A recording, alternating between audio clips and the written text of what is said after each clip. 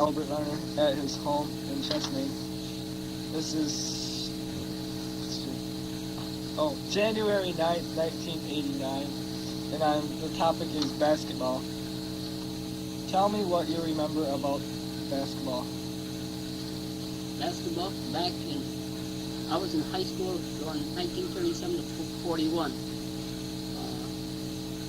The game was similar to it is now, but we used to have a jump ball. Every time there was a jump ball, we used to have to jump. Nowadays, they ruin the game by putting up the arrow telling which team had possession. If you're a scrapping team, now it don't do you any good because you get a jump ball, every other time it goes to the opponent. The free shot, there was never free shots. Shot the way they are today, we always shot them underhanded. And at noon hour, the varsity had to shoot 50 free shots. If we didn't make 48 out of the 50, we always had to turn around and shoot 50 more free shots. As far as the referees go, about the same, but we played in a lot smaller gym. The gym we have up here now would make probably 4 of the one I played in when I was a freshman. We used to call it the Cracker Box. And then in sophomore year, they built a new gym onto the old high school, which was a fairly good gym. It seemed like a giant gym after playing in that Cracker Box.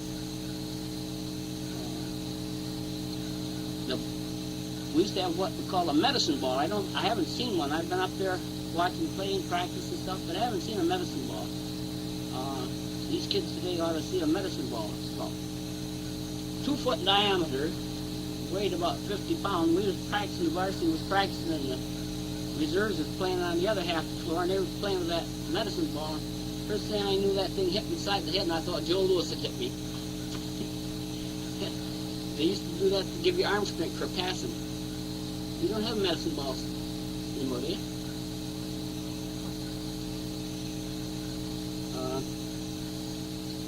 As far as that goes, the game is just about the same as it was back then. I'm sure, I may be wrong, but I think we only had 4 fouls before we was out of the fouled out. Now it's 5, as I understand. And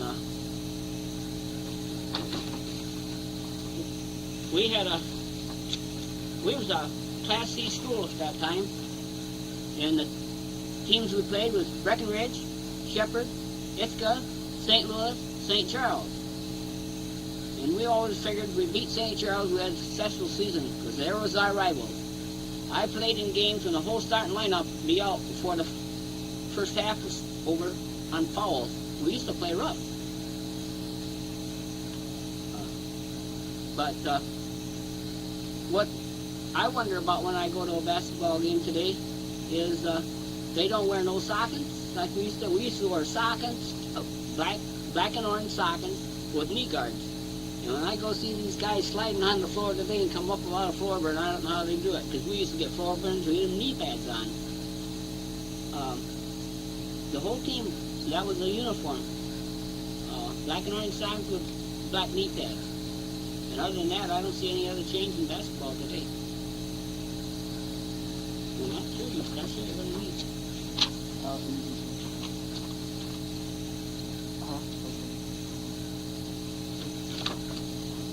What were the practices like? Practices like? We practiced after school.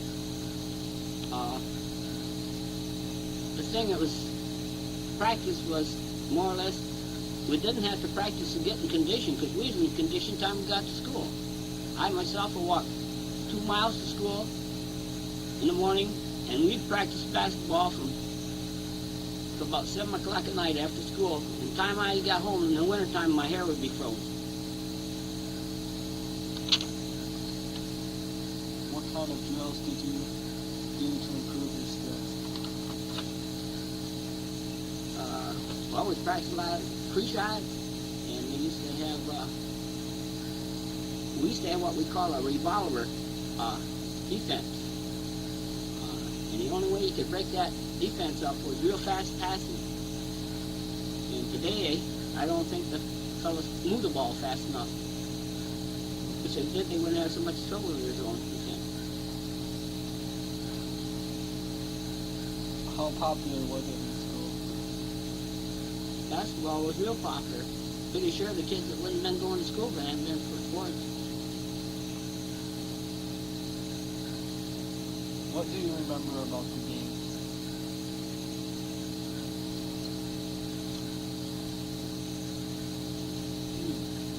It's a good question. It used to be rough and rugged, I know that.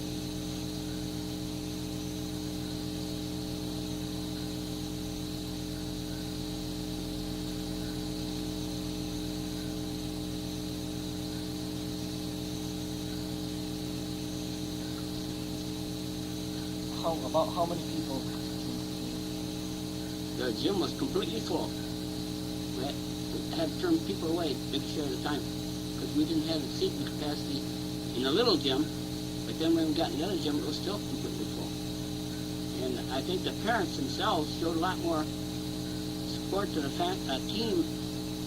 If you had somebody playing, and almost all your relation to the whole of that kid playing would be there to watch you play ball.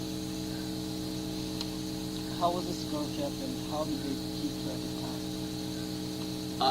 Well, they didn't have all these electrical gadgets they got today, but the score was kept just about the same, but they used a stopwatch.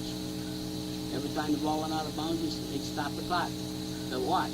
And then when they went in to play again, well, the referee, when he blew his whistle, they'd start the time clock watch again. But it was kept similar. The only thing it wasn't put on an electronic board like it is today. But they did have a kid up there that kept changing the scores by numbers. Like it's the first quarter they put up 1, and the second quarter they put up a 2, and the third quarter they put up a 3, and the fourth quarter they put up a 4. And then it had home and visitors just like they do today. And like they would, if you made it 2 points, they'd have a 2 they put up to start off, and they had just regular numbers. They just kept changing them on these tapes. I know there was girls basketball. Was it more like by boys in school or by girls? Girls basketball wasn't quite as popular as it is today, but those girls was really rough. If you wanted to see a lot of look like wrestling on TV, you want to go see a girls game between Chesaning and St. Charles. That was nothing but a hair pulling contest. I noticed in the yearbook that the scores were low. How come they were so low? Because it played strictly defense. It was strictly more or less defense. It was offense. There's very, very few schools that made a fast break. Nowadays, you go to a basketball game, all you see them playing is on the core of the floor. We used to play the whole basketball floor. Quick that ball come out of the bound underneath the basket after another team made a basket. There was 2 or 3 guys around that one guy, and he had a hard time getting that ball even down the floor past the 3-second line. The 10-second line it was. But that 10-second line was 3/4 of the floor rather than just the middle now because the gyms are smaller. Did the newspapers and radio talk a lot about basketball? There was very WOAP used to broadcast a few of the games. Other than that, but then they used to have good write-ups in the papers about it. And especially the Chesaning used to have a Chesaning Argus at the time, which was a weekly paper, and they'd have write it up for each game. It used to come out on Fridays, and they'd have the games that played previous to the time it was printed. What position did you play? I played guard. Making sure at the time. Now I played guard and forward, but I was pretty fast. I was a good dribbler and stuff. But mostly I always bring the ball down the floor. After you played in high school, did you follow basketball? Not as far as going on to college or anything, but I did go to a lot of games and watch a lot of games after that, and still do.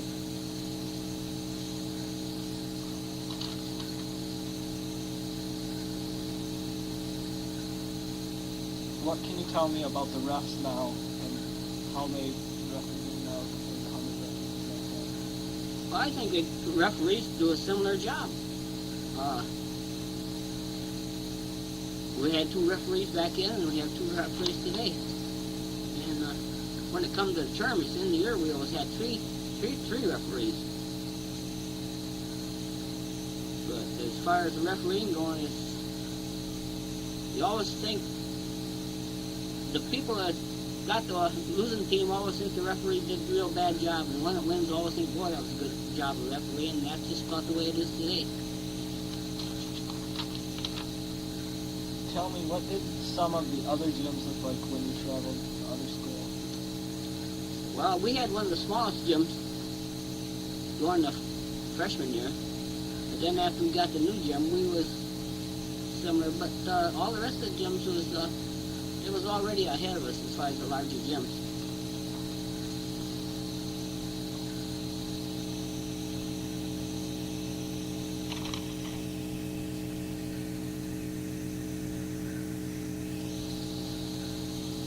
Tell me about some of the equipment used today, or used.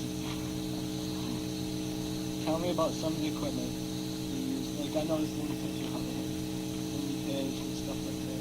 And what other like equipment? Like if you had a bad knee or ankle, did you have like braces and stuff? Like No, we didn't have braces. We had some adhesive tape wrapped around it or something like that. But today you go and you see the guy look like he got a wooden leg with all the stuff he's got wrapped around there. Of course, we didn't have as many injuries. I think on the whole, the fellows back then were a lot better condition than they are today. Because we didn't jump in the car and go over a place and want. When we went any place, we walked. So we was in good condition. How did you get to the other teams? Like when you played away, how did you get there? Okay, we didn't have school buses that we could use to go to basketball games or anything like that. It was up to the superintendent of the school. He had to make arrangements with the banker or the businessman or the parents of the players. And we always took about, I think it was five people in the car besides the driver. And back in those days, I always hated to go to Shepherd. Because you get a good winter day, and the time you got to Shepherd, your feet was froze. No, not much heat in the cars back then. It isn't like it is today. That you got a heater to run you out of that. It was cold.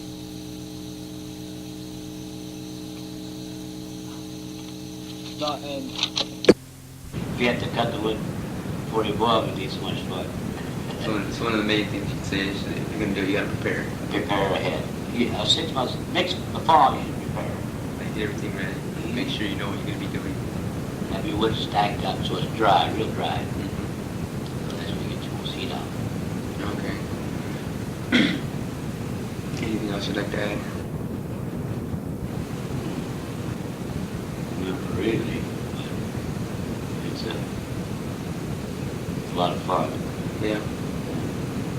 It's a good sweetener. We use it for sweetening our cereal. Especially it's nice on waffles. Wow. So I'd say it's what most people eat. It don't take much to flavor it. No, like Do you like the store-bought syrup? did you ever sell much of it in stores and stuff? No, we never sold those stores. You just had people come to your house and buy. Yeah, once they got out, that was it. Once they know I made it, we're still pestered with people with syrup. We're all out now, so we got to boil this year, but get my grandkids to know me. Yeah, we'll come down. Get them together. You should have a lot of people who come down and help. But everybody working now. Yeah. Everybody works out, and they're tired at night, you can't blame them. And get going to high school, you got so much to do in high school. Get busy. So much homework. And of course, you got to go to basketball games and dances. So, yes, that's... Doesn't leave much room for me. No, don't give much room for maple syrup. Right. But I missed it. I missed it last 2 years. This year I missed it the most. I don't know why. I guess because, well, you know, time is running out, I guess. Have to get to it then. This next Yeah, I year. guess we'll have to. I guess that's about all I could say. You have to have a hydrometer to tell when the syrup is ready. That tells the weight of it. It's got to weigh 12 pounds to a gallon. What if it doesn't? You get too, if you boil it too thick, it'll crystal in the bottle, white crystals. Ah, so it's more like a sugar sauce. Yeah, it just look like diamonds. And if you get it too thin, they won't keep. Yeah, but in the old days, pioneer days, like my mother's dad, they let it sugar, and then they ground that up, and it was perfectly white, just like the sap was. Now remember, your sap is snow white. It turns amber when it's boiled. But when the sugars will turn right back to snow white, and you can grind it up in the food grinder, you got crystal sugar. That's the way the farmer made his sugar, because hey, there's no money these days. So Just that's a where little you bit got of sugar. money. That's where we got our sugar. And it didn't taste measly after crystals. It just tastes like regular sugar, basically. That's the way you start stuff. And you can't boil after the trees start to bud. They'll run just the same as you can't. It won't make no maple flavor. It'll be just, it has ammonia acid in it. Like they use protein. How do you pronounce that? Ammonia. No, amino acid, amino acid or something like that. It's just, I boiled one year and got 30 gallons. Beautiful syrup you ever see. There was no maple flavor to it at all. what do it taste I like? had to dump it out. Just it had that, but the trees that budded and beyond, I didn't know, way up in the crown up top, didn't know it. We got a snow and run like the sun would now. It'll run with the snow. The thing is, say it's, you're boiling along, it ain't running good. You get a snow, maybe 6 inch snow, wet snow, and 32 degrees it'll start running up. Just run and run. That snow, something about it. It makes it draw the sap out of the ground. The sap is up the trees. See, what happens when the spring comes, it thaws out. When it gets warm, the sap goes up to the limbs. You get just like your blood in your body. And when it freezes, it'll go right back down. So you're catching it on its way up, down, up, up. Stretch it both ways. But when it takes and don't freeze and it stays up there, at least start blood. That's about it. Yeah. I guess that's about all I can say about it. It's just a lot of fun. Yep. So basically, why don't you just run through, like, basically your steps on what you do? Set it First up, thing we and have go through all everything. Set up all of our pans, sterilize them with a cleaner, like we take all bacteria out. I used soda. That was a good cleaner. And then get our wood all up. Like to have a lot shiny, so if it does rain or snow, you got some dry wood. We got outside, we always covered it. And then we just wait for that old warm sun to come out, make it run.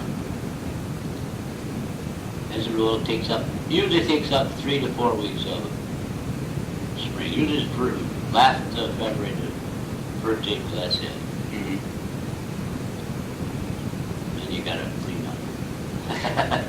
So, how long does it take you usually to tap the trees? One day? Take about 2 days to tap trees by Yes, hand yeah. like that, but now they have power out, but I still like the old You way. just go through the old stuff. Yeah. So then, okay, after you've got it boiled, then you Then we gotta take the house and cleanse it. Recook it. What is that? Why do you have to recook it? Well, we have to clean it, heat it up. When it's always warm, I take the house and just bring it back up to a boil. And when you then you boil it down to the old thermometer says it's syrup. And then you have to pull out the stove and strain it with it's a felt. So it cleans everything out. Your syrup's got to be crystal clear. Takes it. We strain it. We strain it when we gather it. We strain it when we put it in the tank. We strain it when we take it out from the evaporator, and we cleanse it when it's bottom. We have to put the bottles in the oven and warm them up hot. So that hot syrup won't break the bottle. Then you just, you got to put your finger in once in a while and lick it, Of course. Yeah. How much did you usually turn out in a day? Around 20 gallons 20 gallons in a day? in an 8-hour day. An 8 hour day. You ever get tired, like, just those long days? So tired you couldn't straighten up. Because if you boil that much syrup off in the day, you've got to work every minute. No set downs. You fire one side every minute, and you're taking off syrup about every 15 minutes. Uh-huh. Because I don't. The old days, we always killed the fire and then took it all off at one time. But you go straight through the batteries, constantly moving. Every gets pushes up. There's for 8 compartments in the battery, or in the last compartment. That makes your final syrup. The weight pushes it, keeps pushing it. It's like a step-by-step process or inside Yes, the battery. right. Of course, we had a skimmer to skim off the foam. That has a lot of dust, you know, leaves, what might get through on you. Uh-huh. Pretty, it's an awful lot of work. Should be 2 men boiling. Uh-huh. So we'd like to have a rest. Take it in shifts next time. Well, I suppose Well, I guess that's about it. I might get my clothes shaved at 3:30 tomorrow. Yeah. I've got to hook up the tractor. That's a noise. It's a tractor. That